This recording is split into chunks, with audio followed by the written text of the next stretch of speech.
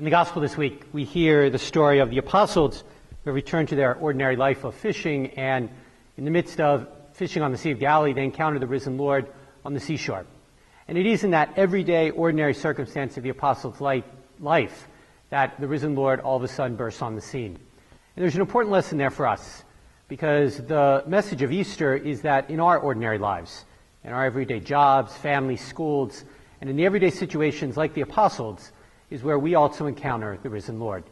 Because just like Jesus came to them on the seashore of Galilee to change their lives and to call them to follow him, so the Lord continues to come to us in the ordinary, everyday situations of our lives.